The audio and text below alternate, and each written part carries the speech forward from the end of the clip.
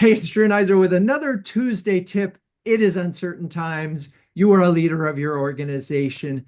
What kinds of things can you do to sort of help reassure employees, at least within your group, that it's going to be okay? All right, Lorie Coulombe. Lorie, what's your tip?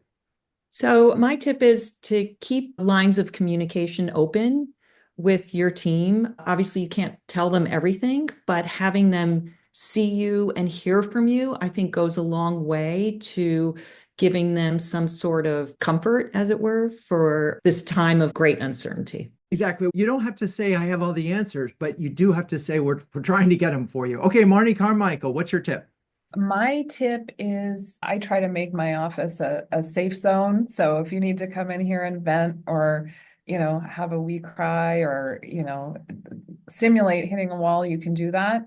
I'll give you 15 minutes. 7 minutes is on the problem and 7 minutes is on the solution. But people have been known to come in and say, I'm just taking the first 7 minutes and I'll see you later for the second. And I do think it speaks to what Lorie shared about just keeping communication open I and love know it. that some of that empathy is a moment in time. It's not a forever state for anybody. Yeah, it's great. All right, we're going to do back-to-back Marnies. Marni Puente, what's your tip? Love it. So ditto to what was said before. Completely agree about open communication. I would say as a leader, I always think the most important quality is empathy, but particularly during times of change. And so leading with empathy, understanding everyone accepts change in a very different way, right?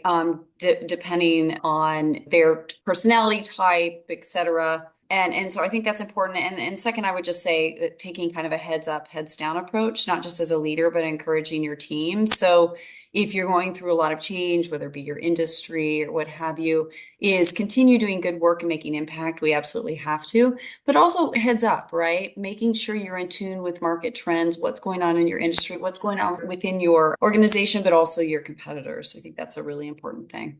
I love it. And, if we just think back to when we were leaders in the beginning of the pandemic, the key word was empathy. Okay, Hannah Grap of Sitecore, what's your tip?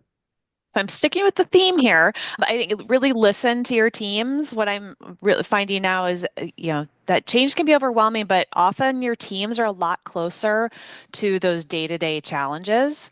So really give them the opportunity to hear that out. And they're not necessarily looking for you to help them solve all of them, but where are those wins where you can support them, get them extra support, or just raise the visibility of some of those challenges so that they can be solved at, kind of at a higher level or across departments, but really starting with listening and finding those wins just to alleviate some of the stress and the pressure when there's so much change happening. I love it. Okay, last one with Jessica Pauls. Jessica, what's your tip? Just completely agree with everything that's been said, but I think kind of going down a different view, just trying to create some area of kind of clarity or focus within the framework that you do know, looking at some prioritization that you can kind of all get aligned on also helps. Right, because we all need to know we're going in the same direction. So Yeah. probably a little bit more conversation, probably a lot more empathy, helping folks see the impact. Well, if you're a B2B CMO, can share, care, and dare with the best of them, do yourself a favor. We got lots of smart people in our community who can help you through some uncertain times. I'm Drew Neiser. I forgot to mention CMOHuddles.com. I'm Drew Neiser. That's your Tuesday tip. Peace out.